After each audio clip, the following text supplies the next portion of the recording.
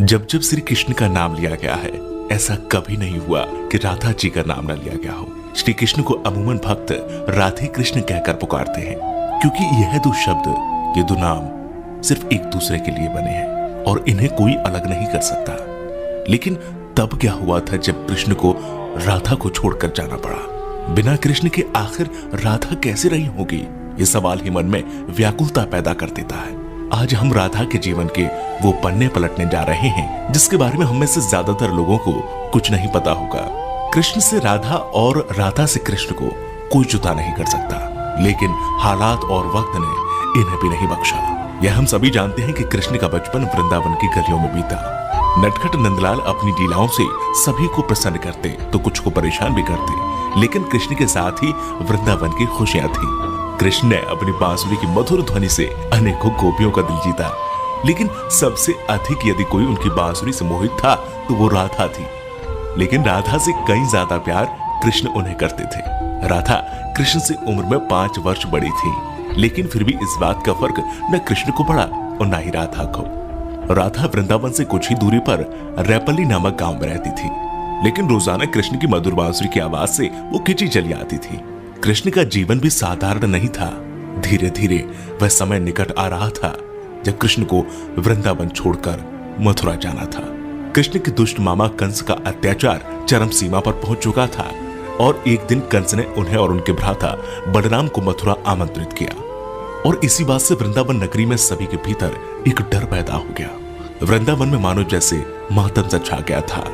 मां यशोदा तो परेशान थी क्योंकि उनका दिल का टुकड़ा उनसे दूर जा रहा था, लेकिन कृष्ण की गोपियां भी कुछ कम उदास नहीं थी। दोनों को लेने के लिए कंस के द्वारा रथ भेजा गया, जिसके आते ही सभी ने उस रथ के आसपास घेरा बना लिया, यह सोचकर कि कृष्ण को नहीं जाने देंगे। उधर कृष्ण को राधा की चिंता सताने लगी थी और वे सोचने लगे थे कि जाने से पहले एक बार राधा से मिल ले। मौका पाते ही वे छिपकर वहां से निकल गए और फिर उन्हें राधा मिली, जिसे देखते ही वे कुछ कह न सके। राधा कृष्ण की इस मिलन की कहानी बहुत अद्भुत है। दोनों ना तो कुछ बोल रहे थे और ना कुछ महसूस कर रहे थे, बस चुप थे।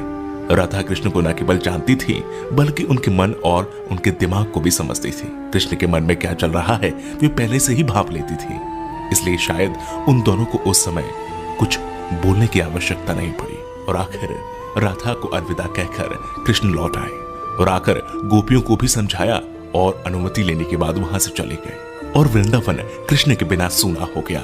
न कोई चहल पहल थी और न ही कृष्ण की लीलाओं की कोई झलक। बस सभी कृष्ण के जाने के गम में डूबे थे। परंतु दूसरी ओर राधा को इस बात का कोई फर्क नहीं पड़ा था, क्योंकि उनकी दृष्टि में कृष्ण कभी उनसे अलग हुए ही नहीं थे।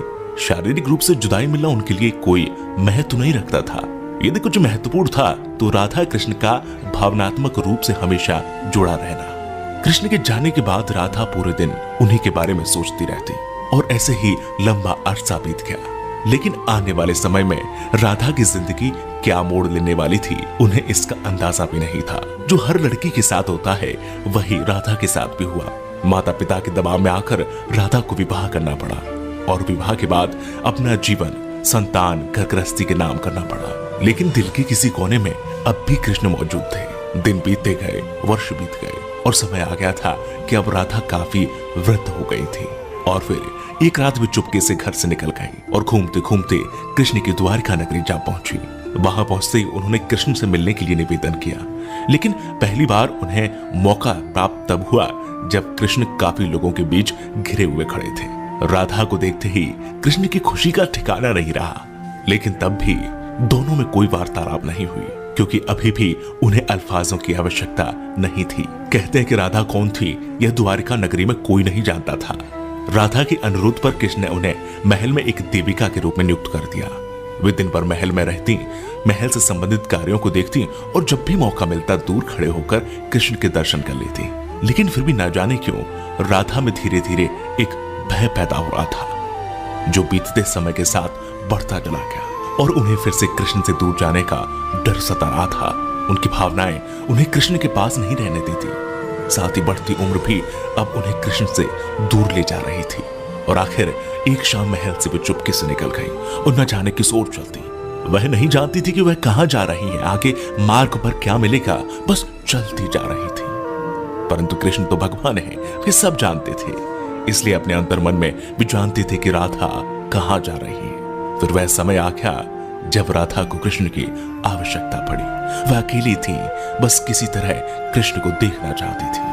और जैसे ही यह तमन्ना उनके मन में आई, कृष्ण उनके सामने प्रकट हो गए। कृष्ण को अपने सामने देखकर राधा खुश हो गई। परंतु दूसरी ओर वह समय निकट आ गया था जब राधा अपने प्राण त्याग कर दुनिया को अलविदा कहना चाहती थी। कृष्ण ने राधा से प्रश्न किया, कहा कि वे उनसे कुछ मांगे, लेकिन राधा ने मना कर दिया। कृष्ण ने फिर से कहा कि जीवन भर राधा, तुमने मुझसे कभी कुछ नहीं मांगा। कृष्ण के अनुरोध पर राधा ने उनसे आखिरी बार बांसुरी बजाने के लिए कहा और कृष्ण बिना देरी किए बांसुरी को निकाला और बेहद मधुर धुन बजाने लगे। और बांसुरी की आवाज जैसे ही उनके कानों में गई, राधा ने अपनी आंखें बंद कर ली और धीरे धीरे राधा ने अपना शरीर त्याग दिया और दुनिया से चली गई। उनके जाते ही कृष्ण ने राधा को अपनी गोद में ले लिया और राधा से चिपटकर रोने लगे। उनकी आंखों से आंसू रुकने का नाम नहीं ले रहे थे और उसी दिन से कृष्ण ने बांसुरी को कभी नहीं बजाया। तो ये थी राधा और कृष्ण के जीवन की कहानी। अगर आपको पसंद आई है तो इसे लाइक करें, शेयर करें, कमेंट करें और हाँ, अगर आप हमारे चैनल में नए हैं तो हमारे चैनल को सब्सक्राइब जरूर करें। साथ ही अगर आप किसी व्यक्ति विशेष के बारे में कुछ जानना चाहते हैं तो हमें कमेंट करके बताएं।